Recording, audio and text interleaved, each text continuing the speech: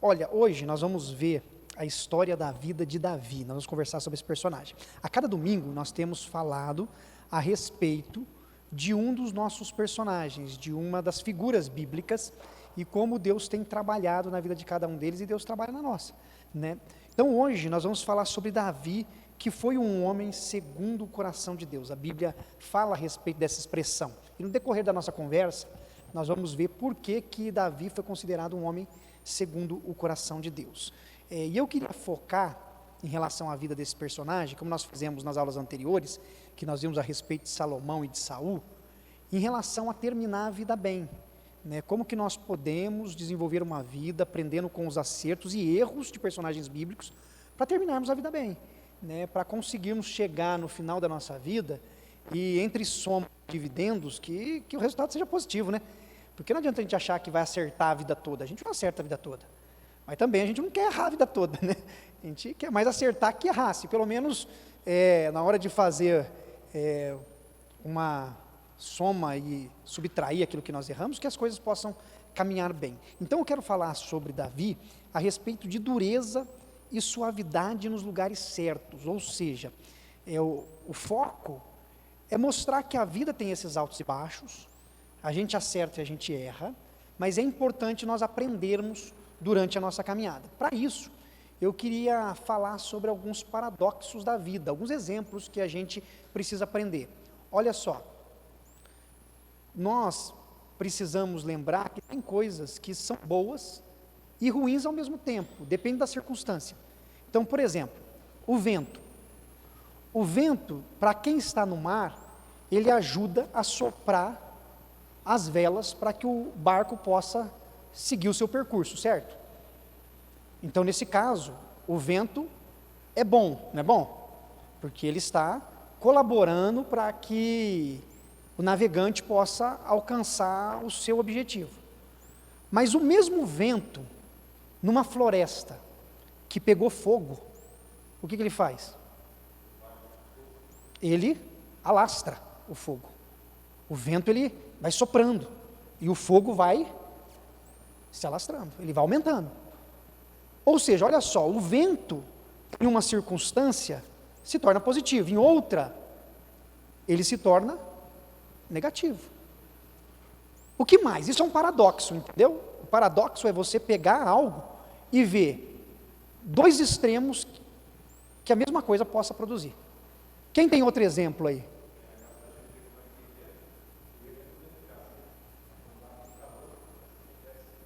Verdade, o vento dentro de casa, né, quando dá um vento, entra poeira, e ao mesmo tempo ele tira o calor. Então você já chegou em casa, não sei como é que é a sua casa, cada uma das nossas casas é de um jeito. Então às vezes você fecha a casa, e alguns lugares fica muito quente quando você fecha, que tem lugares que você fecha e fica frio, né? Mas tem lugar que você fecha e fica quente. Aí você abre a casa quando você chega, você sente aquele vento tirando aquele ar quente, mas de fato a poeira só vai vindo. Aí você anda descalço na casa, você vai sentindo o pozinho, né? Você fala assim, nossa. Alguém tem outro exemplo a água? A água tem situações em que ela pode ser boa e situações que ela pode ser ruim, depende da circunstância.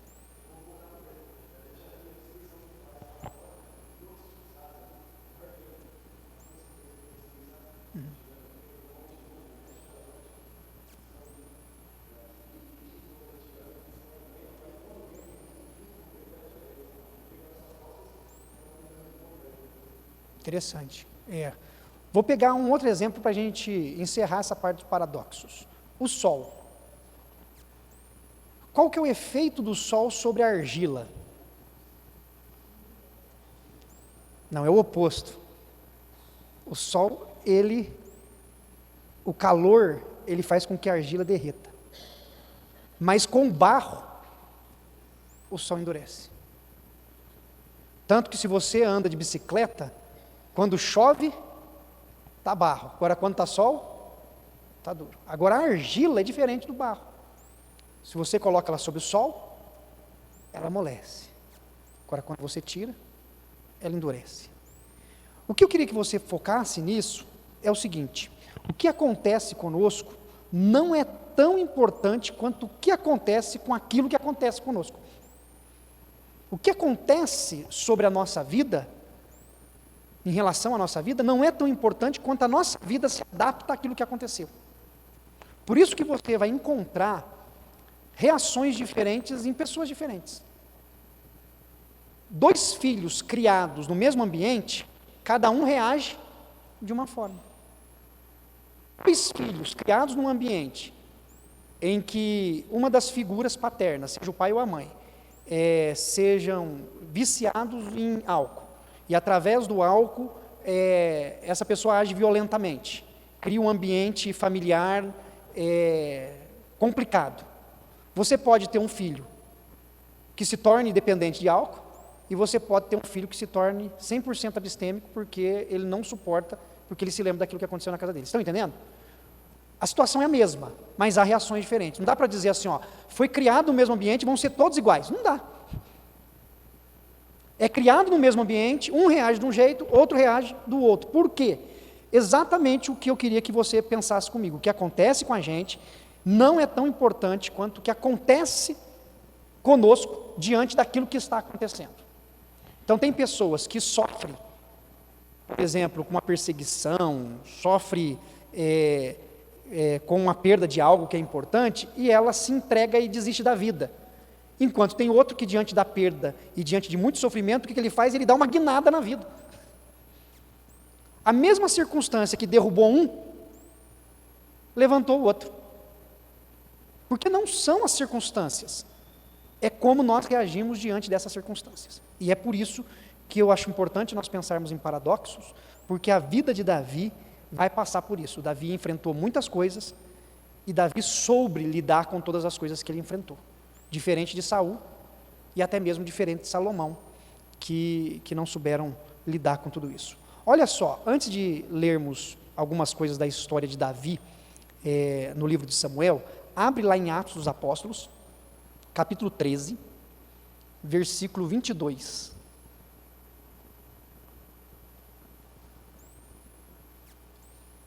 Atos 13, 22.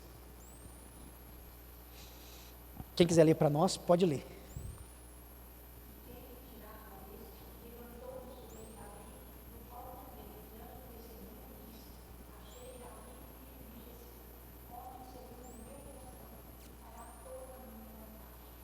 Olha só as palavras de Deus em relação a Davi. Achei um homem, filho de Jessé, um homem segundo o meu coração, que fará tudo o que eu quiser.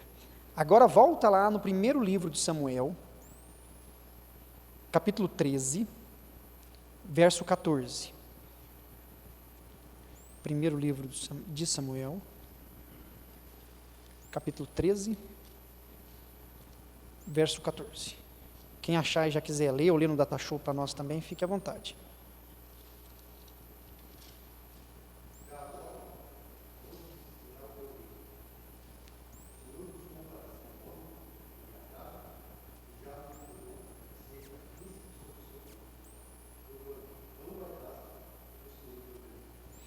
Nesse momento é Deus falando a Saul, Deus dizendo, olha, o seu reino não vai subsistir, ele não vai continuar, ele não vai prosseguir. Eu já encontrei alguém, o Senhor buscou alguém, Samuel falando para Saul, o Senhor já buscou alguém que lhe agrada, um homem segundo o seu coração, conforme está relatado em Atos. Por que Deus escolhe Davi nesse momento e rejeita Saul? E por que Davi é um homem segundo o coração, enquanto Saul não recebe estas mesmas palavras? O fato é que o rei Saul fez o que ele queria fazer, e Davi faria o que Deus queria que ele fizesse. Essa é a palavra de Deus para Saul aqui através do profeta Samuel. Ali no slide está faltando um A. Na hora que eu vi aqui na digitação, eu comi. Meu teclado, ele está assim, tem algumas palavras, algumas letras que você bate, ela não vai. Aí você bate de novo, não vai. Aí você vai firme e vai. Então, algumas eu consigo observar, mas tem outras que vai embora. Então, Deus disse, olha, Saul faz o que ele quer fazer, Davi fará o que eu quero que ele faça. Essa é a diferença extremamente importante a respeito de um homem e uma mulher segundo o coração de Deus. A diferença é eu fazer o que eu quero, ou eu fazer o que Deus quer que eu faça. Parece uma diferença pequena, mas é uma diferença profunda. E por isso que Deus escolheu Davi. Logo quando Deus fala, traz uma mensagem para Saul a respeito da não continuidade dele à frente do povo de Israel, ele diz, olha, eu encontrei alguém que me agrada. Mas a pergunta é a seguinte, será que Davi fez mesmo o que Deus queria? Porque a gente sabe que Davi errou também, né? Davi tinha um lado obscuro. E a Bíblia é clara em mostrar que Davi tinha um lado obscuro, porque todo ser humano pecador tem seu lado obscuro. Todos nós que estamos aqui, que tememos e amamos a Deus, nós temos nossas falhas, nossos erros, nossos limites. Ninguém é perfeito. Perfeito só Jesus Cristo, nosso Senhor. Nós somos pecadores. Mas o que é importante é que mesmo Davi tendo as suas falhas, Deus reconhece nele a figura de um homem segundo o seu coração. O que faz de Davi um homem segundo o coração de Deus? Né? E olha que eu peguei alguns personagens da Bíblia aqui, para mostrar para você os altos e baixos de Davi, de maneira muito rápida, mas para que nós possamos recordar. Então, por exemplo, Davi lutou contra Golias. Esse foi um ponto alto na vida de Davi. Por que foi um ponto alto? Porque naquele período, que era um período de guerras, Golias se levantou contra o exército de Israel, humilhou o exército de Israel, se colocou à disposição de lutar. Por que acontece esse confronto individual, né, entre um lutador de cada exército? Porque quando os exércitos se enfrentavam, podia ter um desafio. E esse desafio, se ele fosse feito e aceito pelo exército inimigo, quem ganhasse a luta entre aqueles dois era vitorioso na batalha. Então o outro exército se entregava, porque ele perdeu. E Golias enfrenta o exército e os filisteus falam, não, vai lá, porque pega um soldado enorme, forte, capacitado, olha para os outros, não tem ninguém do tamanho dele. Fala, vai lá você, que se alguém for bobo de dizer eu topo, a gente ganha. Só que, mesmo sendo Davi franzino, pequeno, frágil em comparação a Saul, a Golias, ele foi e Deus lhe deu a vitória. Então é um momento positivo na vida de Davi, de alguém que atendeu o chamado de Deus. Olha, esse filisteu não está se levantando só contra a gente enquanto nação. Essa foi a palavra de Davi. Ele está afrontando a Deus, não é a nós. Então eu vou até ele em nome do Senhor. E ele vai e vence. Só que passa os anos, aí Davi pisa na bola. Ele não está mais no campo de batalha, não foi mais para a guerra. Enquanto o rei ele tinha ganhado muita guerra, falou assim, agora luto 6, aí eu vou ficar aqui em casa, vou curtir o palácio um pouco, ficar de boa, vamos 6 lutar aí. Aí ele sai para tomar sol, né? Provavelmente deve ter sido os das 10, porque das 11 é perigoso, das 11h30, então ele foi das 10, não tinha protetor solar na época, né? Ele foi, viu Betseba tomando banho, falou, oxi, né? Se fosse mineiro, ia falar, uai. Aí, usando do seu poder, mandou trazer Betseba, adulterou, Betseba era casada, escondeu o erro porque a mulher engravidou, mandou matar Urias, o marido. Esse é um ponto extremamente negativo na vida de Davi, de adultério, assassinato. Só que passa o tempo, Davi estabelece amizade com Jonatas. Jonatas era filho de Saul, e ele tem uma amizade profunda, uma amizade sincera, uma amizade de homens que se tornam leais um ao outro, um ponto positivo na vida de Davi. Mesmo diante das crises, mesmo quando Davi era perseguido por Saul, eles estabeleceram amizade. Davi não se voltou contra Saul, lutou, e não deixou que o problema de perseguição pelo qual Saul tentava matar Davi prejudicasse na amizade que ele tinha com o filho de Saul. O que é uma coisa, inclusive, difícil, que quando as pessoas ficam com raiva de alguém, fica com raiva da família toda. Né? Acho que há afeta, as coisas afetam, né? Mas Davi não, Davi manteve a amizade, manteve a fidelidade e tudo mais. Coisa boa.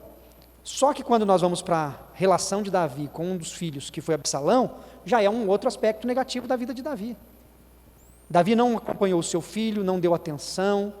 até o Absalão se revoltar e criar um motim, que vai culminar, inclusive, na morte de Absalão, né?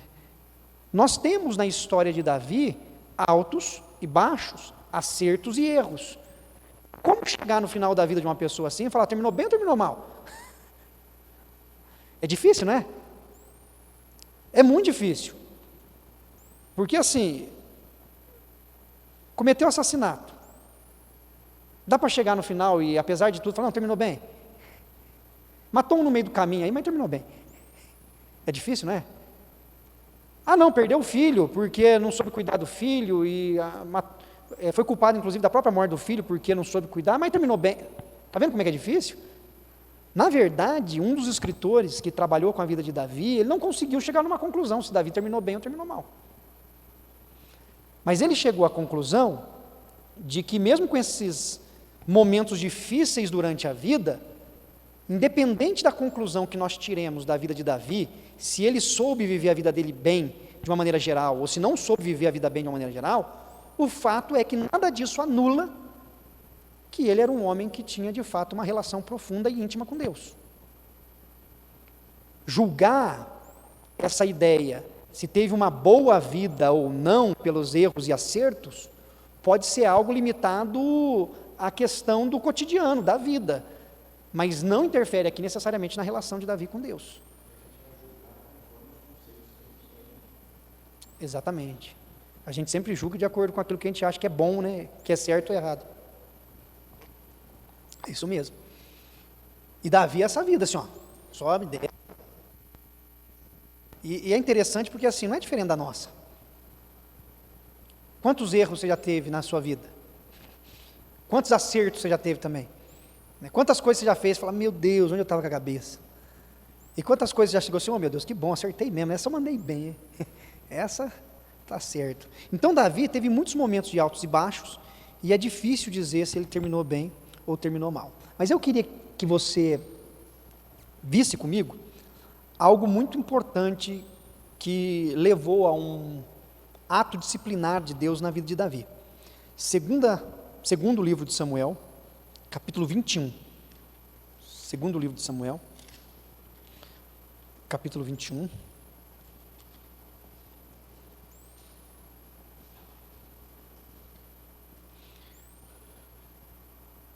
Deixa aberto no capítulo 21, a gente vai... Pode falar, gente. Aham.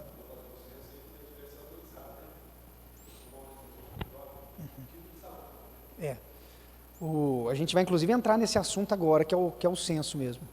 Porque Deus permitiu que Davi fizesse o censo, mas a Bíblia vai dizer que ele foi incitado por Satanás. Né? Deus permitiu, porque na ideia teológica é que nem mesmo o inimigo pode fazer algo que Deus não permita, por isso que Deus é o Todo-Poderoso, controlador de todas as coisas, então se foi feito, foi permissão, né?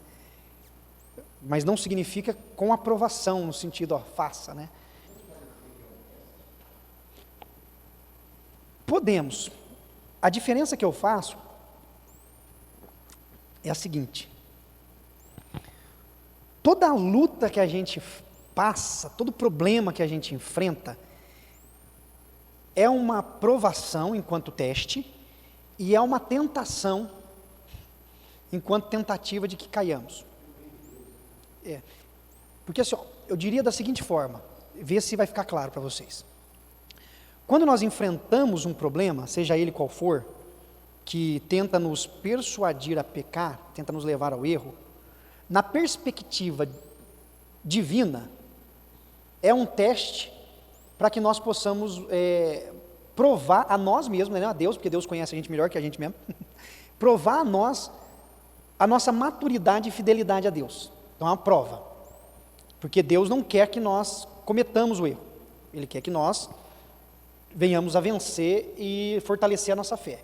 Mas nessa mesma luta, o propósito de Satanás é que nós caiamos e venhamos a ter uma baixa autoestima, que nós venhamos a ter prazer no erro, que nos leva a um afastamento de uma comunhão com Deus.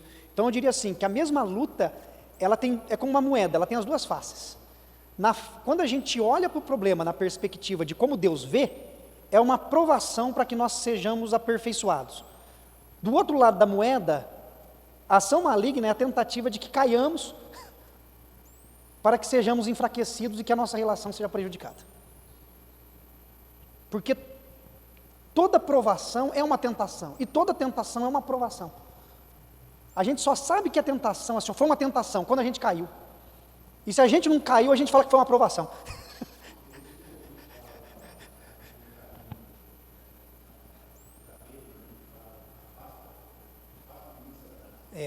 A fase de mim, Satanás. Porque Pedro queria dissuadi-lo de se entregar, né, de morrer. Não, o senhor não vai morrer. Não, porque ali era uma tentativa de fazê-lo desanimar ou não seguir até o fim o caminho que era proposto. Então, depende do lado da moeda que a gente olha. Mas é interessante, caiu é tentação, não caiu foi provação. E é sempre assim, né? A pessoa cometeu um erro, olha lá, tá vendo? Nossa, caiu na tentação. Agora a gente sabe que alguém foi tentado, mas não caiu, olha, passou na prova, hein? Provação e tentação. Espero que vocês sejam mais provados do que tentados. Espero que a gente vença mais do que sucumba.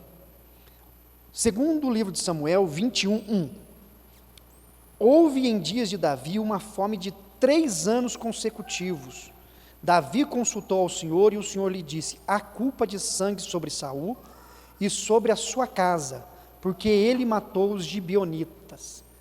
O Senhor permite no reinado de Davi um período longo de fome por causa de uma chacina que foi feita com um povo chamado de gibeonitas. Os gibeonitas sofreram por causa de Saul ainda, e Deus fez com que Davi enfrentasse momentos difíceis devido a isso. Então foi um momento complicado pelo qual Davi passou. Mas Davi superou isso. Quando você lê 2 Samuel, capítulo 24, versículo 1, vai lá um pouquinho para frente, você verá outro momento difícil pelo qual Davi passou. Davi passou por esses 3 anos de fome, mas conseguiu superar esses momentos difíceis. Olha o 24:1. Alguém lê para nós?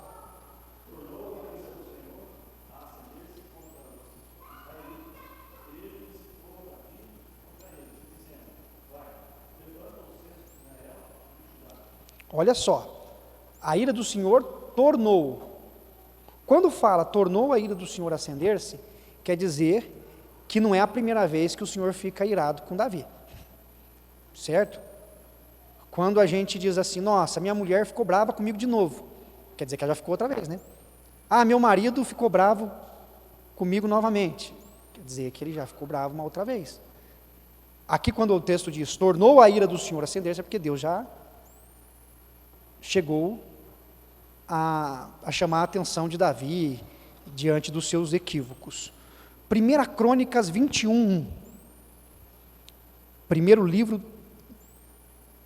das Crônicas, capítulo 21, versículo 1. Alguém lê para a gente?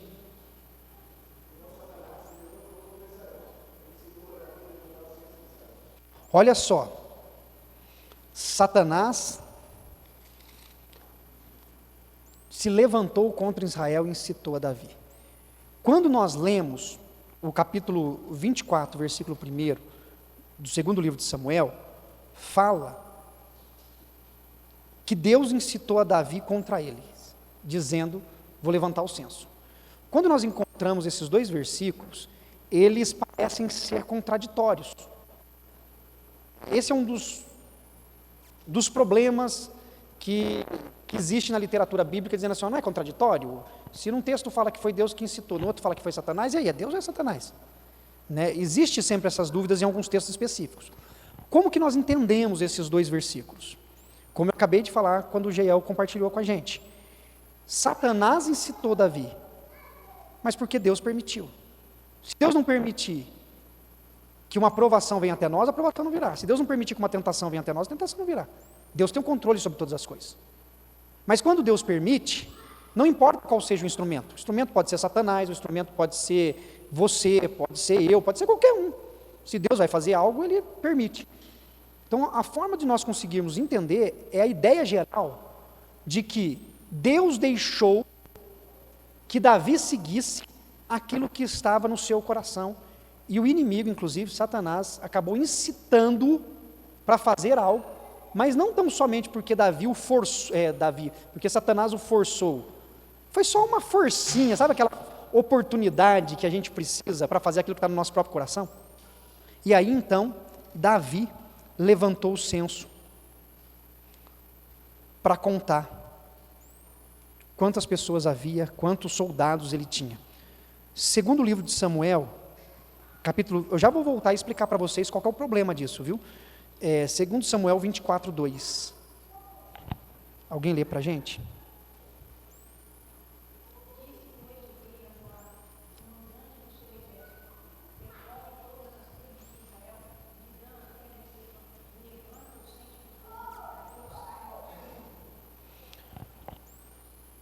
Davi dá ordem para Joabe, dizendo: olha, percorre toda a terra, vai em todos os cantos e levanta o censo. Eu quero saber o número de homens que eu tenho, o número de soldados que eu tenho.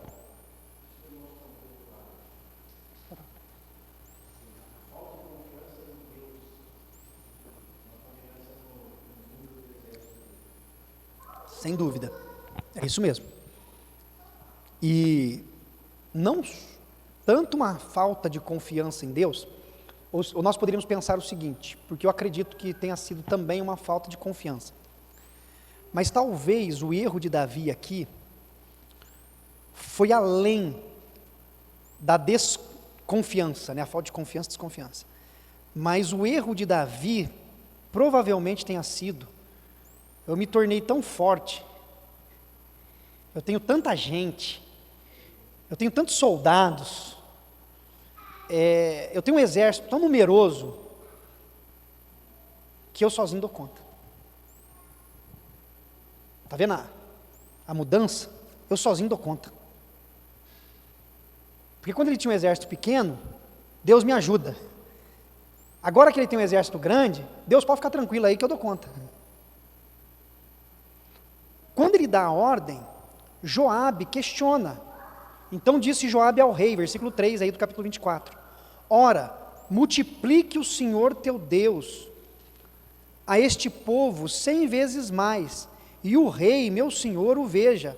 Mas por que tem prazer nisto o rei, meu senhor? Joabe questiona ele está dizendo: olha, Deus aumentou 100 vezes, Deus continua aumentando, por que você tem prazer em fazer a gente sair, contar um? Para quê? Qual que é o propósito disso? O senhor sabe que está crescendo, o senhor está forte, poderoso, por quê?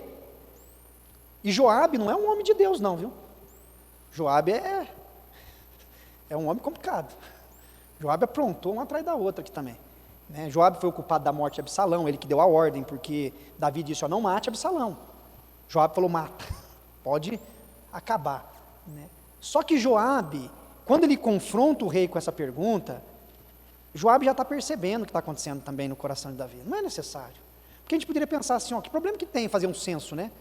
É até bom fazer um censo, né? Quando você faz um censo, você consegue ver alguns problemas que existem na sociedade. Você consegue ver quantos homens tem, quantas mulheres.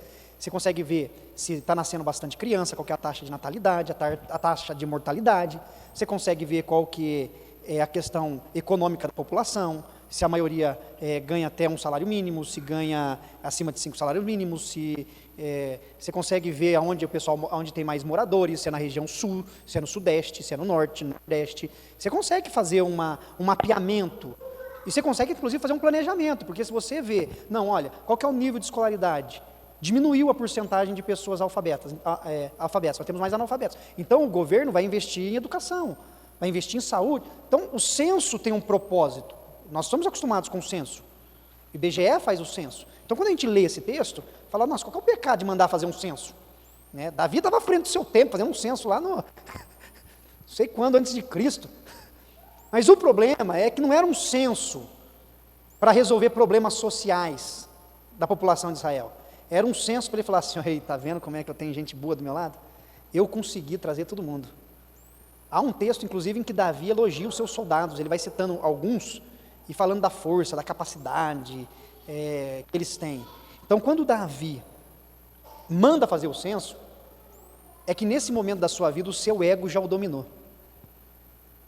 Davi foi tomado pelo próprio ego. Não havia nenhuma guerra a ser travada, não tinha nenhuma ameaça estrangeira ao país, não tinha nenhuma razão para ele embarcar os seus soldados numa tarefa desnecessária dessa de contar o número de homens que tinha, a não ser dar satisfação pessoal para o próprio Davi, dizendo: olha o quanto eu tenho. Que sensação boa. Você já juntou dinheiro? Está numa época difícil de juntar dinheiro, mas você já juntou dinheiro? Sabe aquela sensação boa que você vai lá e abre no aplicativo, você olha e fala: nossa, olha o tanto que eu tenho guardado. Você fala: ufa, posso ficar tranquilo, porque tenho tanto dinheiro guardado, que é uma beleza, dá uma sensação boa assim. Tipo, olha, trabalhei bastante, mas foi mais ou menos esse, mas em alta escala, o prazer de Davi em ver que ele tinha o tanto de homem que tinha. É que a gente olha lá no banco digital, já mostra o número, né? Se fosse muitos anos atrás, você ia ter que levantar o colchão e ir contando nota por nota, entendeu? O Geiel é descendente de mineiro, ele guarda o dinheiro debaixo do colchão. Quem veio de Minas não adianta. Tem mais mineiro aqui? Esse? Mais alguém ou não? A Ilma também, ó. Então, havia uma época que você não tinha banco, você guardava. E muita gente passou por problema com isso, né? Quando começou o banco, não guardava dinheiro no banco, ia desvalorizando, né? E a gente tem dificuldade de mudança, né? Então, o erro de Davi estava nisso. Então, observando as palavras de Davi, em alguns textos, a gente vê essa mudança acontecendo. Olha só, segundo livro de Samuel, capítulo 22, versículo 30. Alguém lê para a gente. Segundo Samuel 22, 30.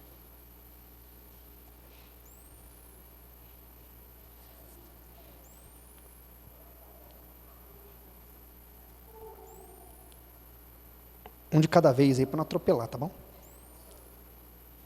22, 30. 30.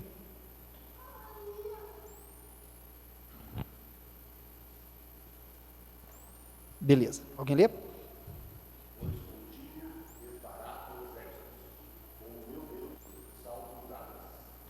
Olha as palavras de Davi aqui, nesse momento. Ele está dizendo que é com a ajuda de Deus que ele vence os exércitos, que ele supera as dificuldades. Versículo 33, do mesmo capítulo, Demis. Deus é a minha fortaleza e a minha força, e ele perfeitamente desembaraça o meu caminho.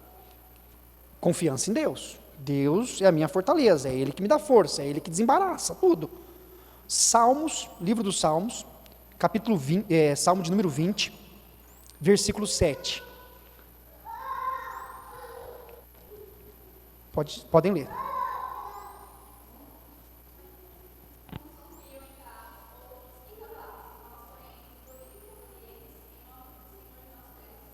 Olha Davi, tem gente que confia em carro, cavalo, tem gente que confia no exército, mas eu confio no Senhor.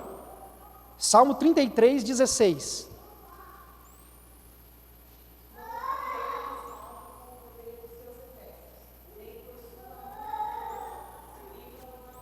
Olha só, não tem rei que consiga dar salvação para o seu povo com suas próprias forças, nem com o seu exército. Davi tinha esse coração, mas quando chega nesse momento que nós acabamos de ler, no livro de Samuel, ele se perdeu. Mandou contar o número de soldados que ele tinha, porque na cabeça dele, naquele momento específico, ele achava que tinha conseguido tudo que conseguiu por causa do número de pessoas que ele tinha ao seu lado. Meu exército é muito forte.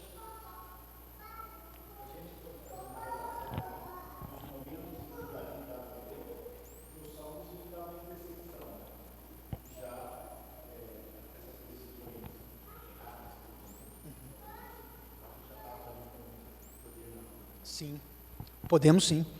É um comportamento de Davi no deserto e um comportamento de Davi no palácio. Eu lembro de uma frase, só não lembro quem proferiu ou escreveu, que eu não lembro se eu ouvi ou se eu li, mas que dizia assim: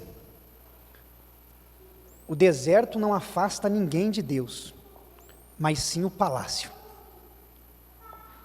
Palavras pesadas. Porque quando você está no deserto, na luta, no sofrimento, na dificuldade, você fala, oh meu Deus, me ajuda, me socorre, só o Senhor, não sei o quê. Mas quando você está, a ideia do palácio é tudo bem, né, com excesso das coisas e tal, aí é onde você dá você baixa a guarda, né, você dá uma titubeada. E é exatamente isso, há uma mudança profunda no comportamento de Davi. Só que isso teve um preço.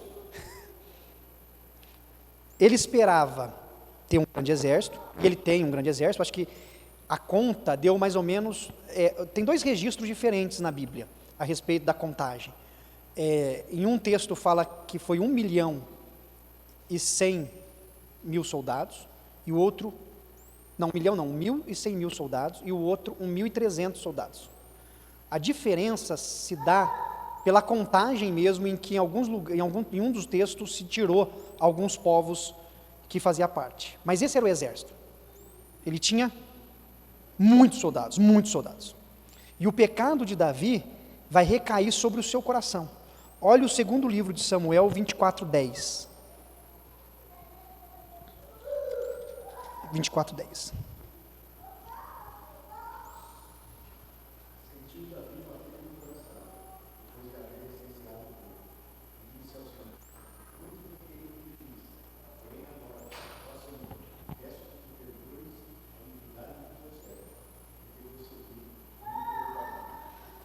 Logo que chega a conta, Davi se dá conta. Ele percebe o que fez. Porque foi o pecado do orgulho. O orgulho daquele que se gaba da própria força, do poderio do seu exército. Então, Davi pecou contra Deus. E o preço do pecado veio. Esse é o texto e o momento em que Deus dá ainda opção para Davi. Fala, Davi, escolhe. Você vai pagar pelo que você fez, mas você pode escolher. E Deus dá 3 opções. Qual que você escolheria, se você estivesse no lugar de Davi? Uma delas, 3 anos de fome para toda a nação de Israel. Então, 3 anos sem comida. 3 meses, você fugindo dos seus inimigos, porque os seus inimigos virão contra você. Isso significaria perda de terras, perda de pessoas, porque a invasão seria grande, a invasão era violenta, né? Então, fugir dos seus inimigos significa uma guerra intensa e que ele perderia esses 3 meses, né? Porque ele estaria fugindo. Ou 3 dias de praga sobre toda a nação. 3 anos de fome, 3 meses de perseguição, de guerra, aonde você vai perder, ou 3 dias de praga. É difícil, não é não? E aí? O que Davi escolheu?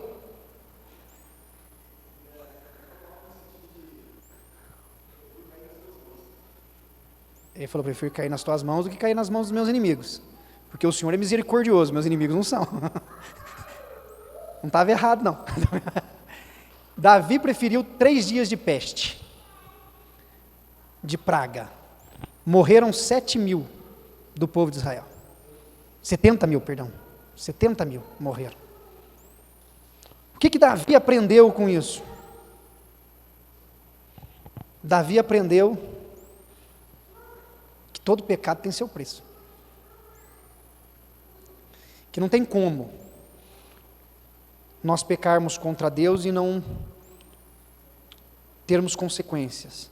No segundo livro de Samuel, capítulo 24 ainda, versículo 17, diz assim: vendo Davi ao anjo que feriu o povo, falou ao Senhor e disse: eu é que pequei, eu é que procedi perversamente, porém estas ovelhas que fizeram? Seja, pois, a tua mão contra mim e contra a casa do meu pai. Davi sofreu por ver tantas pessoas morrendo por causa do seu pecado. Mas Davi aprendeu a lição. Pecado tem um preço, e o preço foi exorbitante. E eu trago para nós também, que nós também devemos levar o pecado a sério, porque o pecado traz consequências, né? Então assim, pecado pode prejudicar a nossa saúde, o pecado pode destruir nossa família, o pecado pode acabar com os nossos negócios, o pecado pode acabar com a nossa saúde mental, emocional. O pecado traz consequências, né, de todas as formas, não importa aonde nós cometamos, mas o pecado traz consequências. Olha só, 1 Timóteo 5:24. Alguém lê para a gente?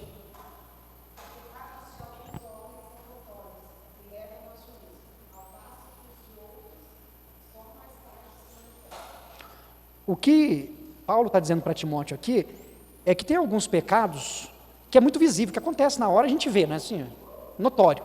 A pessoa foi lá e assassinou alguém. Você viu, assim, você viu, ouviu? Foi lá e fez alguma coisa que é visível.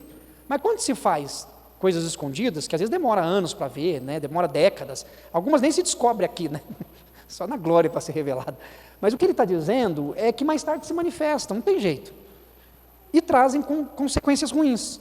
Então nós precisamos lutar contra o pecado e pedir para que Deus nos ajude. E por fim, capítulo 24, 22 ao 24, de 2 Samuel também. Eu vou ler aqui do 22 ao 24. Então disse Araúna a Davi. Quem que é Araúna? Araúna é um homem que era de outro povo que morava nas terras de Jerusalém, no limite. A praga não chegou até Jerusalém, ficou no limite. E aí Davi, em gratidão a Deus, resolve no limite, que é na casa desse Araúna, nas terras desse Araúna, fazer um sacrifício a Deus. Ele resolve agradecer a Deus por ter cessado os 3 dias.